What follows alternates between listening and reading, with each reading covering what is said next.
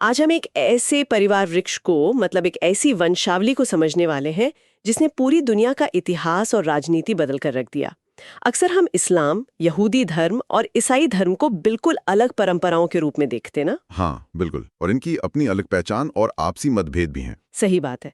पर इन स्रोत को मतलब इस जानकारी को क्लोजली देखने पर समझ आता है कि इन तीनों की जड़ें एक ही जगह से जुड़ी हैं। तो आज इस गहरी चर्चा में हम यही समझेंगे कि इतनी अलग दिशाओं में जाने के बावजूद इनका मूल एक कैसे है। और इस पूरे कनेक्शन का केंद्र एक ही व्यक्ति है। मेरा मतलब है इब्राहिम, या जिन्हें इब्राहिम भी कहते हैं। अब जो लोग धार्मिक इतिहास थोड़ा भी जानते हैं उन्हें पता है कि इब्राहिम को एक आम पिता या कॉमन पेट्रियार्क माना जाता है। एक सजा पिता की तरह। हाँ बिल्कुल। और यहाँ सबसे रोचक कॉन्सेप्ट जो सामने आता है वो है अहलल किताब, यानी किताब वाले लोग। ओह, ये शब्द अक्सर सुनने को मिलता है, लेकिन इसका मतलब सिर्फ इतना नहीं है कि ये सभी लोग किसी किताब को पढ़ते हैं। तो इसका गहरा मतलब ये हुआ कि इन तीनों परंपराओं का एक साझा ढांचा है। ये सभी एक ही ईश्वरीय संदेश और एक ही पैगंबरों की श्रृंखला की इज्जत करते हैं। बिल्कुल सही पकड़ा।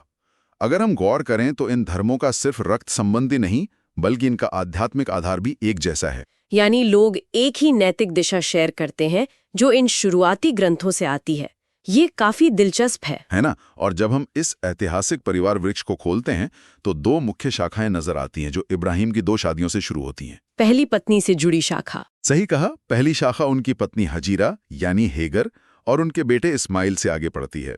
ये लाइन आगे चलकर मिडिल ईस्ट के इतिहास का आधार बनती है। हाँ, ऐतिहासिक रूप से देखा जाए तो इस्माइल के वंशजों से ही आगे चलकर अरब राष्ट्र बने। बिल्कुल, और यहीं से इस्लाम की नींव पड़ी और इस क्षेत्र का पूरा सांस्कृतिक और धार्मिक माहौल तैयार हुआ। ये संबंध तो काफी सीधा है और आसानी से समझ में आता है, पर कहानी में असली ट्विस्ट और उलझन तब आती है जब हम दूसरी शाखा पर आते हैं जो इब्राहिम की दूसरी पत्नी सारा और उनके बेटे इशाक से शुरू होती है। इशाक यानी आइजक। हाँ, इनके आगे दो बेटे हुए, याकूब जिन्हें जेकोब कहते हैं, और उनके जुड़वा भाई ईसाऊ यानी ईसो। इन दोनों भाइयों की कहानी सच में बहुत रोचक है।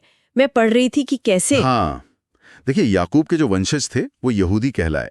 उनके 12 बेटों से ही इजराइल के कबीले बने और यहीं से यहूदी धर्म का विकास हुआ। ये तो एक सीधा ऐतिहासिक रास्ता लगता है। सही कहा।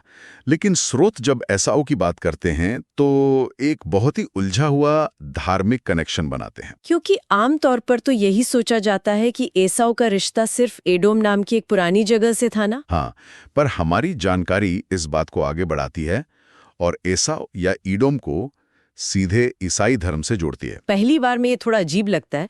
मतलब एक भाई की लाइन से ईसाई धर्म कैसे जुड़ सकता है? ये पॉइंट सच में गहराई से समझने वाला है, क्योंकि ये सीधे खून के रिश्ते से ज्यादा एक प्रतीक और ऐतिहासिक जुड़ाव है। अच्छा, प्रतीक कैसे? शुरुआती यहूदी परंपराओं में एडोम को आगे चलकर रोमन साम्राज्य के साथ जोड़ा जाने लगा था। जब रोम ने ईसाई धर्म को अपना लिया तो पुराने ग्रंथों में एडोम और एसाऊ एक गुप्त संकेत बन गए, रोमन दुनिया और ईसाई धर्म को दर्शाने के लिए।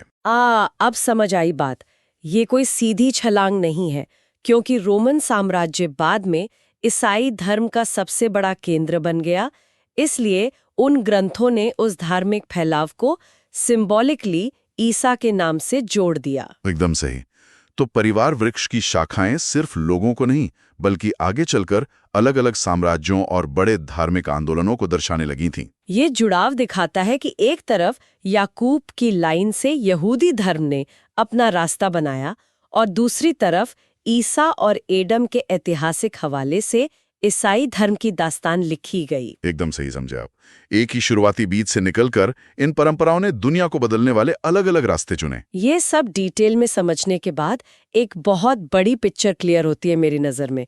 इन धर्मों के बीच चाहे जितने भी मतभेद दिखें, इनका शुरुआती बिंदु और इनका पूर्वज एक ही है। सही बात है। और दुनिया की इतनी बड़ी आबादी के आपसी रिश्तों को बेहतर ढंग से समझने के लिए इन साझा जड़ों का ज्ञान होना बहुत जरूरी है। जब हम इनकी शेयर्ड हिस्ट्री को समझते हैं तो इनके बीच का ऐतिहासिक ओवरलैप और एक दूसरे के प्रति इनका नजरिया काफी गहराई से समझ आता है। ये वही बात हुई कि हम चाहे कितने भी अलग क्यों ना हो, जड़ें एक ही मिट्टी में जुड़ी हैं। बिल्कुल, एकदम सही मिसाल दी आपने। और यही चर्चा हमें एक बहुत ही गहरे सवाल पर लाकर छोड़ती है।